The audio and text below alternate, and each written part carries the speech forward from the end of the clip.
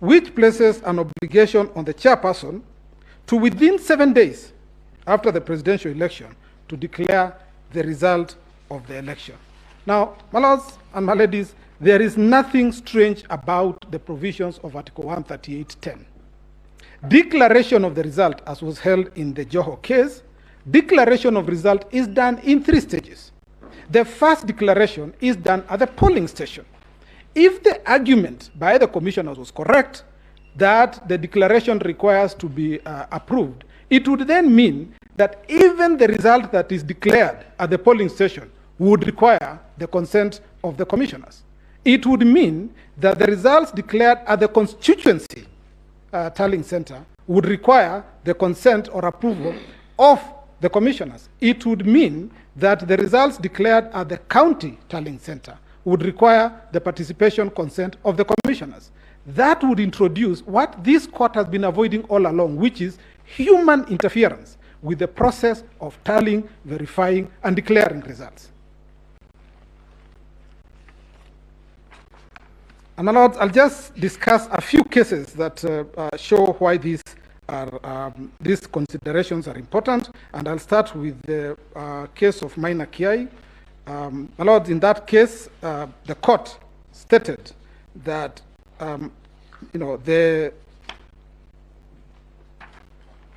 sorry, my lord, let me start with the Raila Odinga versus IEBC, the 2017 decision. At paragraph 287, it says the duty to verify in Article 138 is squarely placed upon the IEBC, and that this duty runs all the way from the polling station to the constituency level and finally to the national tallying center.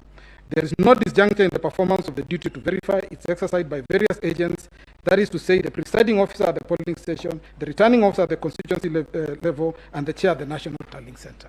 Nowhere in that decision do you hear reference to members of the commission. It refers to specific officers whose duty it is to verify and declare the results. And why is this critical? At paragraph 288, this court explains why this is important. And it says the simultaneous electronic transmission, and my learned friend will talk about the electronic transmission. Paragraph 288, the verification process at all these levels is elaborately provided for in the Election Act and regulations. I will jump up to the part which starts by saying, but this electronic transmission also acts an insurance against potential electoral fraud by eliminating human intervention, intermeddling in the results tallying chain. Now you are being told that the commissioners need to be involved in the process of verifying and declaration of the result. This introduces exactly what the court said. We do not want human intervention or intermeddling in the chain of result declaration. And this ensures that there is no variance between the declared results and the transmitted ones.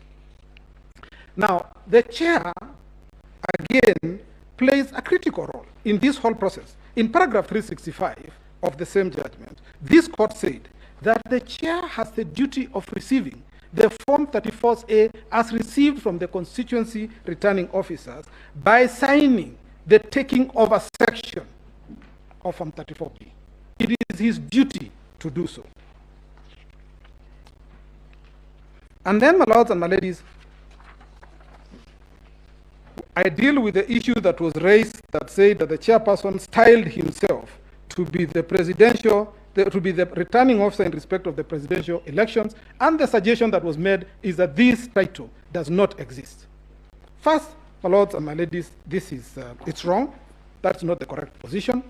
The chairperson undertakes the role of declaring results, which is a role that you'll find under the under the Elections Act, is a role reserved for a returning officer. But just to lay this whole issue to rest, my lords and my ladies, in the case of Raila Odinga versus the Law Society of Kenya, this is the first Raila Odinga 1, 2017, at paragraph 8, this is what this court said. It says, the second respondent, who is the chairperson, Independent Electoral Boundaries Commission, that's the second respondent.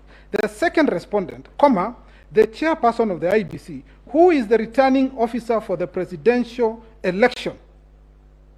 Even this court recognized that is the role he plays. So it is not himself who styled himself. Even this court recognized that role. and says it's constitutionally mandated under Article 138(10) of the Constitution of Kenya to declare the result of